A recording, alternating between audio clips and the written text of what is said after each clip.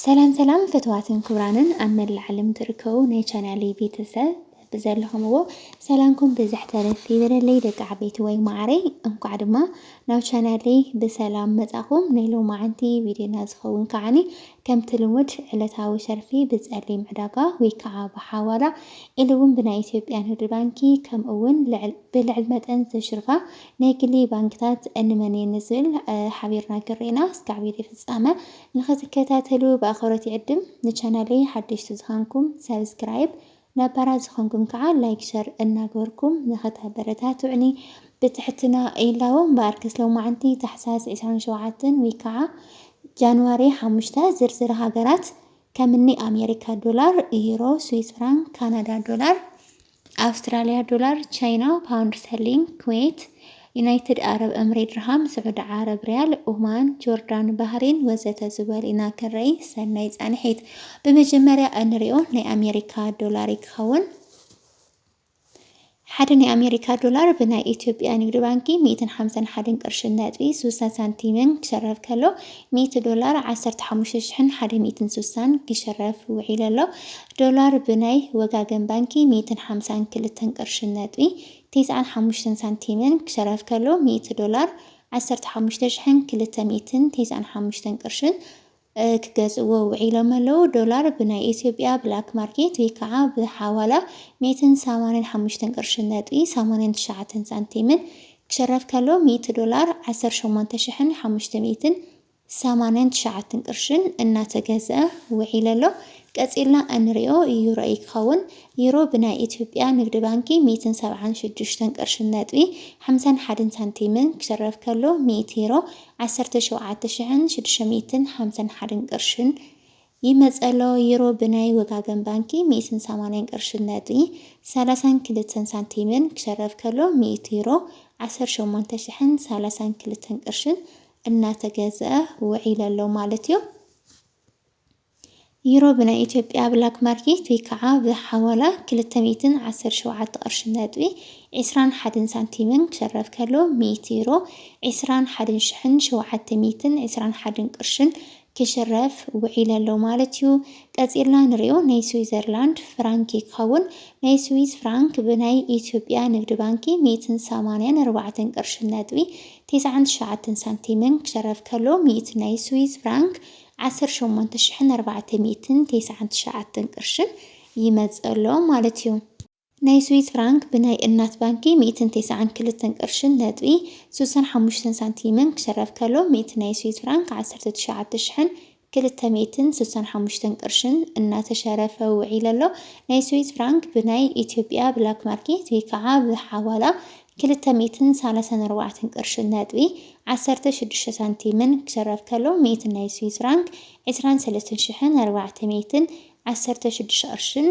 ክገዝእዎ ውዒሎም ኣለዉ። ቀፂልና ንሪኦ ናይ ካናዳ ዶላር ይኸውን። ናይ ካናዳ ዶላር ብናይ እናት ባንኪ 111 ቅርሺ ነጥቢ 95 ሳንቲምን ክሸረፍ ከሎ 100 ናይ ካናዳ ዶላር 11,195 ቅርሽን ይመጸሎ። ካናዳ ዶላር ብናይ ኢትዮጵያ ብላክ ማርኬት ወይ ከዓ ብሓዋላ 135 ቅርሺ ነጥቢ 17 ሳንቲምን ክሸረፍ ከሎ 100 ናይ ካናዳ ዶላር 13,517 ቅርሽን ይመጸሎ ማለት እዩ። ቀፂልና እንሪኦ ናይ ኣውስትራልያ ዶላር ይኸውን። ናይ ኣውስትራልያ ዶላር ብናይ ወጋገን ባንኪ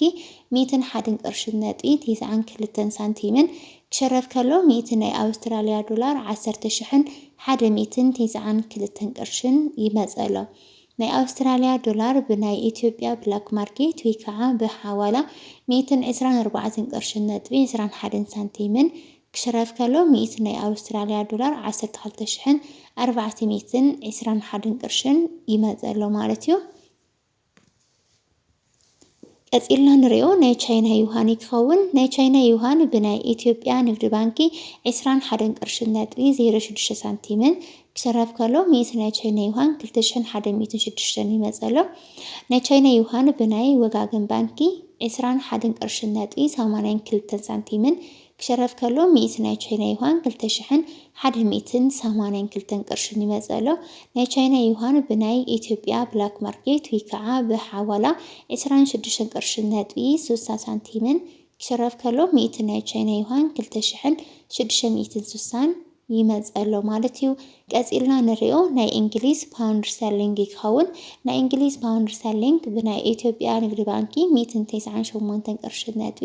36 ሳንቲምን ክሸረፍ ከሎ 100 ፓውንድ 19836 ቅርሽን ይመጸሎ ማለት እዩ ፓውንድ ብናይ ወጋገን ባንኪ 206 ቅርሺ ነጥቢ 55 ሳንቲምን ክሸረፍ ከሎ 100 ፓውንድ 20655 ቅርሽን ይመጸሎ ማለት እዩ ፓውንድ ብናይ ኢትዮጵያ ብላክ ማርኬት ወይ ከዓ በሐዋላ 249 ቅርሺ ነጥቢ 68 ሳንቲምን ክሸረፍ ከሎ 100 ፓውንድ 24968 ቅርሽን ይመጸሎ ማለት እዩ ክብራት ሕዋተይ እስካብ ሕዚ ክንሪኦ ዝጸንሐና ናይ አውሮፓ ሃገራት ይመስል ነይሩ ቀጺልና ንሪኦ ከዓኒ ናይ ዓረብ ሃገራት ይኸውን ቅድሚ ናብ ናይ ዓረብ ሃገር ምስጋርና ላይክ ሸር ምግባርኩም አረጋግጹ ማለት እዩ ካብ ናይ ዓረብ ሃገር አቀዲምና ንሪኦ እታ ብዓለምና ኣብ ቀዳማይ ደረጃ ተሰሪዓ ትርከብ ብኽባር እተሽርፍ ናይ ኩዌት ዲናር ይኸውን ሓደ ናይ ኩዌት ዲናር ብናይ ኢትዮጵያ ንግዲ ባንኪ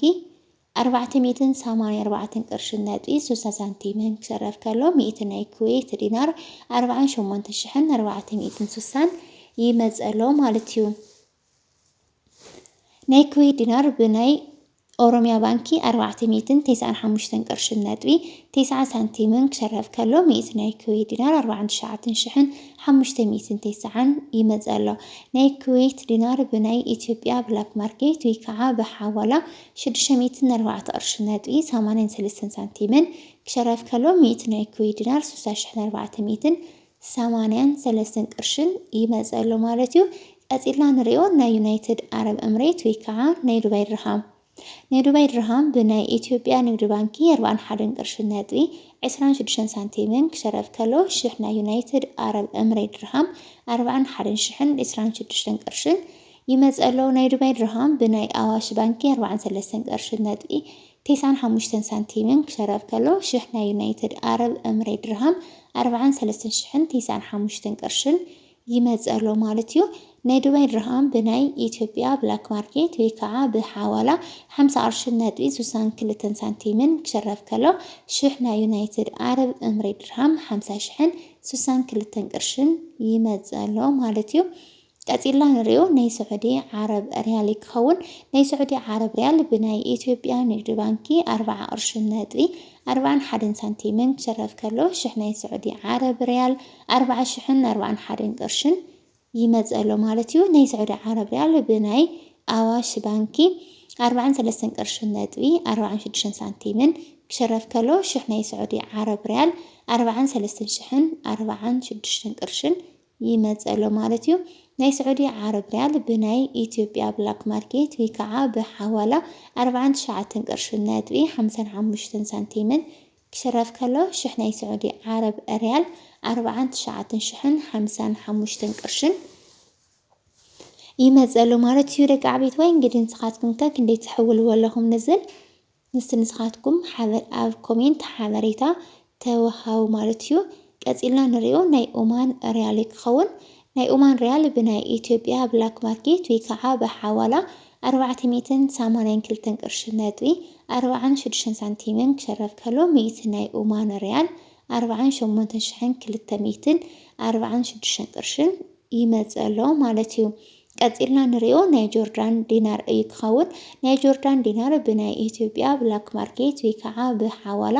262 ቅርሺ ነጥቢ 28 ሳንቲምን ክሸረፍ ከሎ 100 ናይ ጆርዳን ዲናር 26,228 ቅርሽን ይመጸሎ ማለት እዩ ቀጺልና ንሪኦ ናይ ባህሬን ዲናር ይኸውን ናይ ባህሬን ዲናር ብናይ ኢትዮጵያ ብላክ ማርኬት ወይ ከዓ በሐዋላ 492 ቅርሺ ነጥቢ 12 ሳንቲምን ክሸረፍ ከሎ 100 ናይ ባህሬን ዲናር 49,212